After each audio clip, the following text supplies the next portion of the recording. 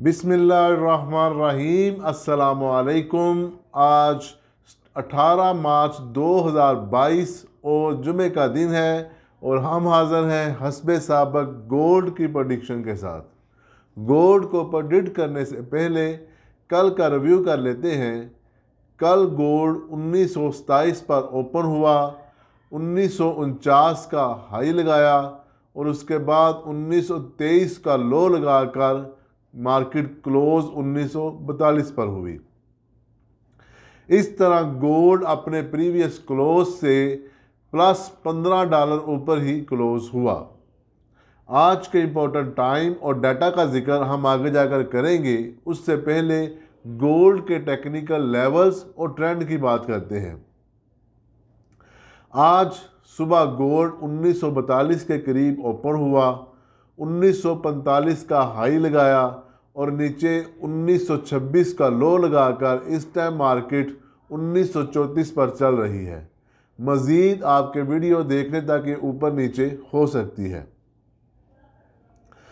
Gold की आज की जो रेजिस्टेंस और सपोर्ट है, गोल्ड की आज की सपोर्ट जो रहेगी वो रहेगी 1910 और ऊपर रेजिस्टेंस रहेगी 1951।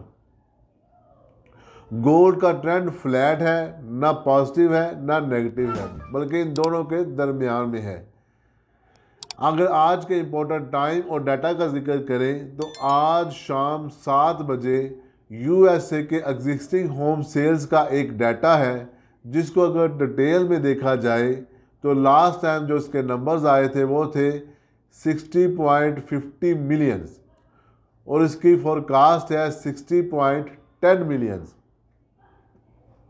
अगर ये नंबर्स अपनी फोरकास्ट से बढ़ते हैं तो ये डॉलर के लिए अच्छे और गोल्ड के लिए नुकसानदेह होंगे, और अगर ये अपनी फोरकास्ट से कम होते हैं तो ये डॉलर के लिए नुकसानदेह और गोल्ड के लिए अच्छे होंगे। गो के ये इतना हाई इम्पैक्ट डाटा नहीं है, लेकिन अगर कोई रशिया या यूक्रेन के दरमियान होने वाली कशीदगी के बारे में कोई बड़ी न्यूज़ आती है तो फिर गोल्ड ज़्यादा वोलेटाइल हो सकता है। अदरवाइज गोल्ड इसी रेंज में रहने की उम्मीद है। ये थे आज की news, datas, resistance and support. अगर आज के फिबोनाची लेवल्स की बात की जाए तो आज के फिबोनाची के लेवल्स ये बनते हैं। 1939 पीवट पॉइंट है। फर्स्ट जो इसकी रेजिस्टेंस बनेगी वो बनेगी 1949, सेकंड बनेगी 1956 और थर्ड बनेगी 1966। ये थे आज के फिबोनाची के रेजिस्टेंस लेवल। अगर नीचे सपोर्ट लेवल की बात करें तो 1939 पीवट पॉइंट है। फर्स्ट सपोर्ट बनेगी 1929, सेकंड बनेगी 1922 और थर्ड बनेगी 1912। ये थे जी आज के फिबोनाची के लेवल्स। कुछ दोस्तों को हमारे फिबोनाची को जो लेवल्स बताते हैं उनकी समझ नहीं आती कि उनको ट्रेड कैसे करें। मैं अपनी 2-3 वीडियोस में पहले बता चुका हूं कि आप इनको कैसे यूज़ कर सकते हैं, लेवल्स को, रेजिस्टेंस को, सपोर्ट को। अगर आप रेजिस्टेंस एंड सपोर्ट को यूटिलाइज करना सीख जाएं तो आप काफ़ी हद तक एक अच्छे ट्रेडर बन सकते हैं। इनको इस्तेमाल करने का तरीका ये होता है, जैसे हमने सपोर्ट आपको बताई 1910।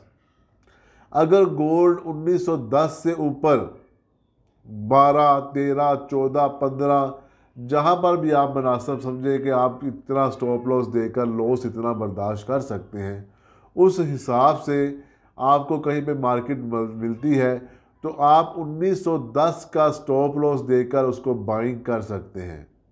इसके बरअक्स अगर मार्केट आपको 1900 जो हमने रेजिस्टेंस बताई 1951, अगर उसके नज़दीक 45, 40, 46, 48 या 50 के करीब मार्केट मिलती है तो आप 1951 का स्टॉप लॉस देकर सेल कर सकते हैं।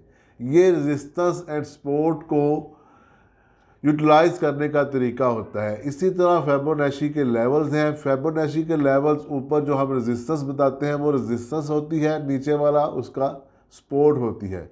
आप रेजिस्टेंस एंड सपोर्ट को यूज़ करते हुए किसी भी समत कोई भी ट्रेड ले सकते हैं और ये 70 to 80% अपनी जो होती है रेजिस्टेंस एंड सपोर्ट से ही वापसी करते हैं।